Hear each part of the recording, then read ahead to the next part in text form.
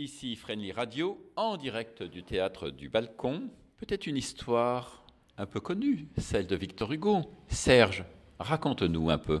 Oui, alors là, c'est pas tout à fait son histoire, c'est beaucoup plus ses combats. Les combats de Victor Hugo, ils ont été nombreux, ils ont été importants. Et aujourd'hui, on est encore... Ces combats, ils restent d'une actualité brûlante. Quand on sait d'abord qu'il s'est battu toute sa vie pour l'abolition de la peine de mort, qui, en France, ne l'oublions pas, a été abolie en 1981. Donc c'était quand même bien plus tard, bien plus de 100 ans après ces combats. Sinon, évidemment, c'est lui qui a inventé l'expression « les États-Unis d'Europe » et qui donne comme ça cette première pensée sur l'Europe, une Europe qu'on a bien du mal encore aujourd'hui à imaginer et à bâtir. Et Dieu sait combien on en a besoin, parce que sans l'Europe, où irons-nous ? Et où serions-nous aujourd'hui si nous n'avions pas eu cette idée de l'Europe ? Voilà, donc il y a aussi la culture comme le ciment d'une civilisation. Que faire dans un monde où la culture n'est plus là ?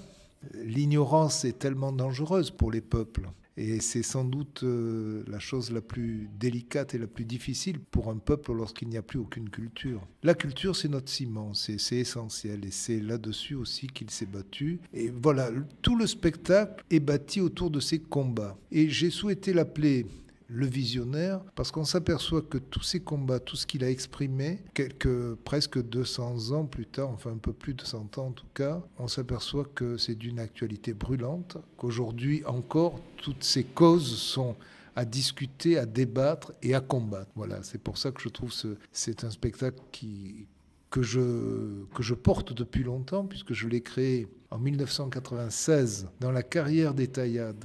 C'était formidable. J'ai un grand souvenir de cette première représentation. Il y avait dans la salle, où beaucoup de monde était venu pour cette première-là, et il y avait Wolinski, mon ami Wolinski.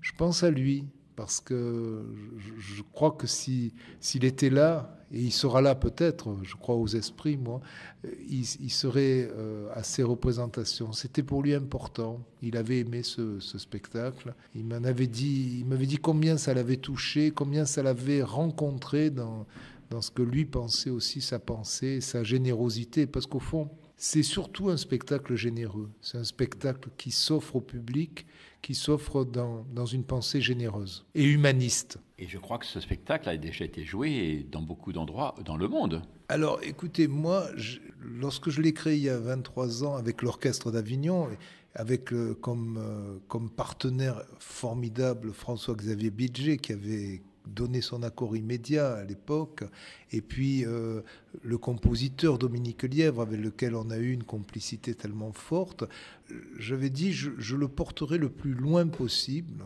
et avec un petit clin d'œil amusé, je disais jusqu'à mon dernier souffle. J'espère d'ailleurs que je pourrai faire ça. Donc j'espère vraiment le porter le plus longtemps possible et le plus loin possible, parce que je pense qu'il faut faire entendre ces textes-là. Ce sont des textes qui sont nécessaires, qui sont des textes qui sont toujours de grande urgence. Et j'ai eu la chance, j'ai été invité en Asie, en Corée du Sud, mais je l'ai aussi porté à Quito, en Équateur, et Cuenca. J'ai pu le proposer à Cuba, j'ai pu le proposer au Luxembourg, en Afrique, au Gabon.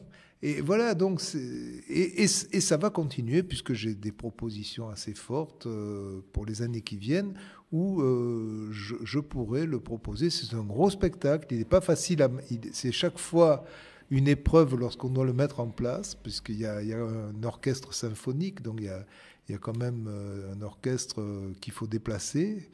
Mais c'est aussi...